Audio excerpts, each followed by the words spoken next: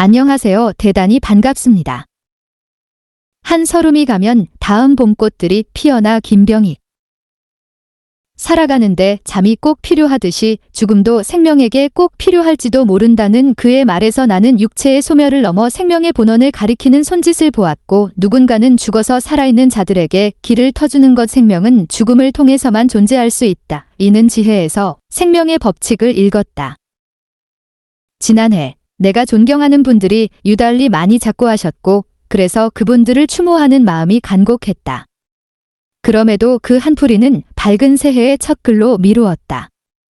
먼저 가신 분들이 나와 한 또래 나이들이어서 바로 나 자신을 미리 조문하는 듯 묵지근한 느낌에 눌리기도 했지만, 한 해가 지고 있다는 우수에 젖어 자주 뵙지는 못하지만 말로나 글로나 세상 이야기를 나누고 싶던 분들을 다시 뵐 수 없다는 생각에 아득해 있었다. 그처럼 허망해하는 나를 달래준 것이 정우현의 생명을 묻다졌다. 과학이 놓치고 있는 생명에 대한 15가지 질문지라고 표지에서 밝힌 것처럼 생리학, 유전학에서 형이상에 이르기까지 생명에 관련된 문물음들의 따뜻한 마음으로 접근하는 그의 책에서 나는 내 앞에 어두운 함정을 다시 보고 새로 생각할 수 있었다. 가령 살아가는데 잠이 꼭 필요하듯이 죽음도 생명에게 꼭 필요할지도 모른다는 그의 말에서 나는 육체의 소멸을 넘어 생명의 본원을 가리키는 손짓을 보았고, 누군가는 죽어서 살아있는 자들에게 길을 터주는 것, 생명은 죽음을 통해서만 존재할 수 있다. 는 지혜에서 생명의 법칙을 읽었다. 있음에서 풀려나 스스로 알지도 못하는 사이에 어디에도 없는 곳으로 들어가는 것, 그것이 바로 죽음이다라며 모든 생명이 죽음의 잉태를 통해 태어나는 순환지속의 과정임을, 종교를 넘은 과학에서 해탈로 다가가는 자연의 도리로 수락하지 않을 수 없었다. 이 정서의 변화 속에서 내가 지난해 먼저 가신 분들에 대한 회상의 무거움을 새해 밝은 봄 기운에 환하고 싱싱한 쪽으로 견뎌 바꿀 수 있었다. 대학생 시절 사상계에서 진지한 서양 지성으로 익힌 글들로 나를 깨우쳐준 분이 불문학자 정명환 선생님이었고, 그분의 첫 비평집을 내가 일하던 출판사에서 간행할 수 있었기에 자주 뵙지 못해도 친근한 스승으로 모셔왔다.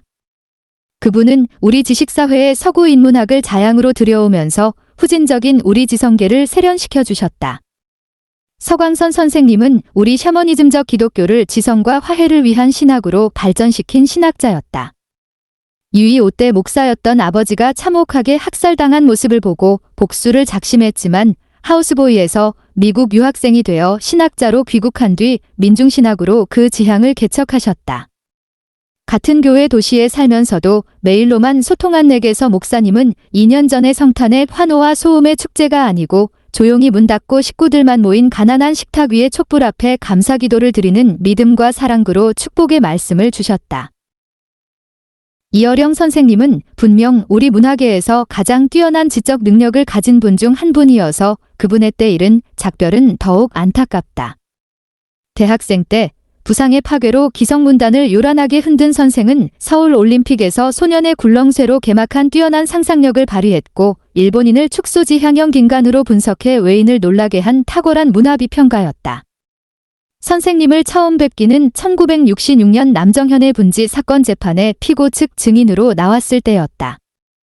문학작품이 북에 이용되게 했다는 검사의 비난에 장미는 자신을 위해 뿌리를 뻗는 것이고, 그걸 파이프로 만든 것은 인간이란 촌철살인의 반론에 말이 막힌 검사가 분별을 잃고 선생에게 당신 군대 갔다 왔어?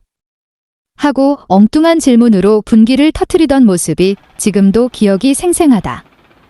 그때 남정현 작가의 변호인이 한승원 선생님이었다.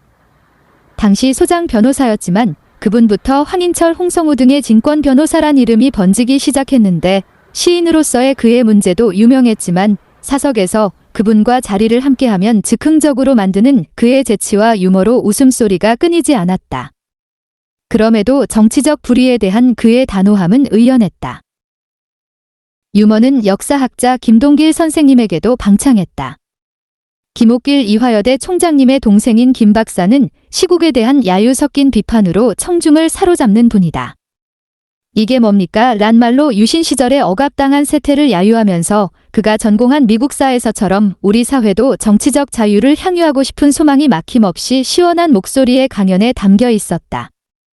한일협정 반대 시위부터 한 세대 동안 유신 정치 억압에 가장 강렬하게 저항한 시인 김지아도 청년 시절부터 여러 고비를 잘 넘겨왔음에도 끝내 지난해 이승을 떠났다. 유신을 앞둔 박정희 정권의 억압 체제에 잠시 오적으로 폭탄을 던진 김지아의 젊은 시절은 그 문학적 반항 때문에 군부 체제의 가장 혹독한 희생자가 되었다. 그의 비판과 저항은 우리 현대문학사의 가장 뜨거운 증례였고 문학과 문학인이 독재자의 억압 아래 어떻게 고통받아야 했고 또 반항해야 하는지 보기를 보여준다. 그런 그도 생명사상에 젖은 후기에 조용한 생애에 다가온 검은 그림자를 피할 수 없었다. 나는 그의 빅모 박경리 선생님 작고하신 빈소에서 조용히 침묵으로만 추모의 자리를 지키던 자그마한 여성을 눈여겨보았다. 나중에 기회가 닿아 인사를 드릴 수 있었던 그분은 파리에서 활동하는 화가 방해자 선생님이었다. 빛, 무한, 우주, 근원 등 인간의 영원한 아프리오리를 주제로 추상화를 그리시던 방 선생님과의 메일이 문득 끊기더니 몇 달 후 그의 작고 소식이 들어왔다. 조용히 말을 아끼며 인간의 원초에 대한 형이상학적 주제를 형상화하던 방 선생님이 선물하신 한 점 작품이 내 서름을 다듬는다. 360화개, 360화개, 예 글씨가 쓰인 김지하의 매화 그림과 이 그림은 함께 그 두 화가와 이별한 것이다. 여기에 나는 난장이가 쏘아올린 작은 공의 작가 조세희에게 더불어 추모의 인사를 바친다. 내가 출간할 수 있었던 그의 뛰어난 난장이 연작들은 우리 근대화로의 역경을 치르던 시대의 가장 아름다우면서 슬픈 벽화가 되어 그 시절의 아픈 정서를 따뜻한 서름으로 되새겨준다. 이렇게 80대 정신들이 이해에 잇따라 세상을 떠났다. 그분들은 전쟁과 변란, 갈등과 혼란이 난만했던 한 세대 동안 그 암울한 미래를 어떻게 열어야 할지, 우리 지적 정서를 어떤 모습으로 다듬어야 할지 고민해온 지성들이었다. 이제 그분들이 비운 자리에 새로운 세기의 새로운 정신들이 들어설 것이다. 생명을 묻다. 가 깨우쳐준 대로 죽음은 새로운 생명의 탄생을 예비한다.